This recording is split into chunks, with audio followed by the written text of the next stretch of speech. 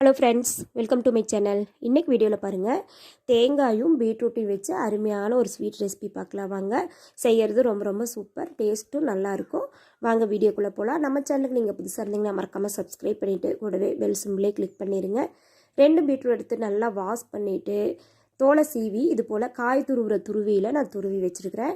இதை இப்போ நம்ம மெஷரிங் கப்பில் அளவு எடுத்துக்கலாம். நீங்கள் கப்போ டம்ளர் எது வேணாலும் எடுத்துக்கோங்க. எதில் எடுக்கிறீங்களோ அதுக்கு தகுந்த மாதிரி மற்ற அளவுகள் எடுத்துக்கோங்க. இப்போ நான் 1.25 கப் அளவுக்கு துருவின பீட்ரூட் எடுத்துருக்கிறேன். 1/4 மூடி தேங்காய் எடுத்து நல்லா துருவி வச்சுக்கிறேன். அதே மெஷரிங் கப்பில் பாருங்கள் 3/4 கப் அளவுக்கு தேங்காய் துருவல் வருது.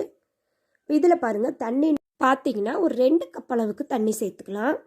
சேர்த்துட்டு நல்லா மைய பேஸ்ட்டு அரைச்சிட்டு வந்துடுங்க. இது போல் வடிகட்டி வச்சுட்டு நம்ம சாரை மட்டும் தனியாக வடித்து எடுத்துடலாம்.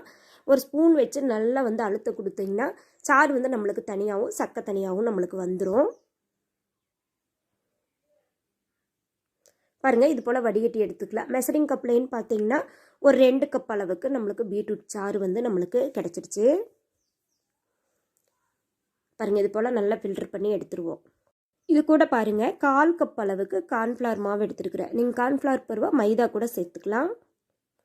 1/4 கப்பு எடுத்துகிட்டு இதில் சேர்த்து கட்டி இல்லாமல் கரைச்சி எடுத்துடலாங்க. பாருங்கள், ஒரு ஸ்பூனு அல்லது ஒரு விஸ்கை வச்சுட்டு நல்லா கட்டி இல்லாமல் கரைச்சி எடுத்துருவோம். இது கூடயே பாருங்கள் ஒரு 3/4 கப் அளவுக்கு சர்க்கரை.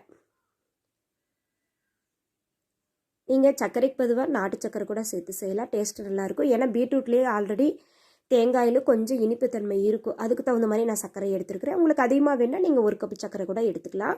இது போல் பிஞ்சு போல் உப்பு, இனிப்பு சுவையை நல்லா எடுத்து கொடுக்குறதுக்காக உப்பு சேர்த்துட்டு நல்லா மிக்ஸ் பண்ணிடலாம். அந்த சர்க்கரை நல்லா கரையணும், அந்தளவுக்கு மிக்ஸ் பண்ணி எடுத்துடலாங்க.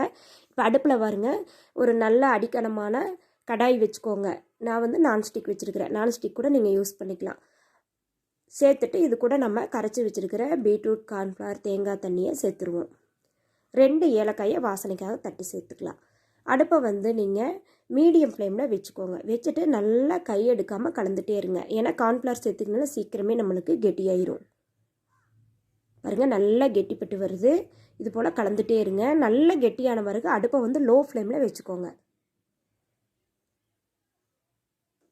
பாருங்கள், இது போல் நல்லா கெட்டியாகும். பொறுமையாக கலந்துகிட்டே இருங்க.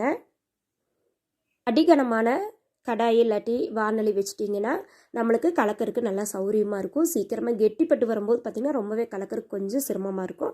அதனால் நல்லா அடிகனமான பாத்திரம் அல்லது இது போல் நான்ஸ்டிக் வச்சுக்கோங்க. பாருங்கள், நல்லா கெட்டிப்பட்டி வந்துருச்சு. இப்போ இந்த ஸ்டேஜில் ஒரு டீஸ்பூன் நெய் சேர்த்துக்கலாம். நெய்யும் சேர்த்துட்டு நல்லா கலந்து விட்டுருவோம். நல்லா கடாயில் பாருங்கள் ஒட்டாமல் வருது. சைட்லெல்லாம் பாருங்கள் ஒட்டாமல் வருது. இது போல் நல்லா கலந்துருவோம். பாருங்கள், நல்லா கெட்டிப்பட்டு ஒன்றோட ஒன்றா மிக்ஸ் ஆகி வருது. கரண்டியால் எடுத்திங்கன்னா கீழே விழுகும். அந்த பதம் வந்தது. ஸ்டவ் ஆஃப் பண்ணிடலாம். இப்போ ஒரு பாத்திரத்தில் பாருங்கள் கொஞ்சமாக ஒரு டீஸ்பூன் நெய்யை தடவிட்டு நட்ஸு, நம்மளுக்கு விருப்பப்பட்ட நட்ஸை நீங்கள் பொடிசாக கட் பண்ணி சேர்த்துக்கோங்க. சேர்த்துட்டு இது கூட நம்ம ரெடி பண்ணி வச்சுருக்கிற இந்த மிக்ஸை சேர்த்துடலாம். பாருங்கள் எப்படி விழுகுதுன்னு. ஃபேன்லேருந்து இப்படி விழுகணும். இதுதான் சரியான பதம். இப்போ நல்லா ஈவனாக பண்ணி விட்டுலாம். கையில் பாருங்கள் உருட்டி காட்டுறோம். கொஞ்சம் கூட ஒட்டவே இல்லை. இது போல் இருக்கணும். இதுதான் சரியான நம்மளுக்கு அல்வா பதம். நல்லா கெட்டியாகவும் இருக்கும். நல்லா ஈவன் பண்ணிவிட்டு ஒரு 1 மணி நேரம் ஆற விட்டுருங்க. 1 மணி நேரம் கழிச்சிட்டு பாருங்கள் எவ்வளோ சூப்பராக சாஃப்டாக வந்திருக்கு அப்படின்ட்டு. நம்ம ஒரு தட்டில் கவுத்திட்டு அப்படியே பீசஸ் போட்டுக்கலாம். பாருங்கள், அப்படியே கத்தியில் கூட கொஞ்சம் கூட ஒட்டவே இல்லை.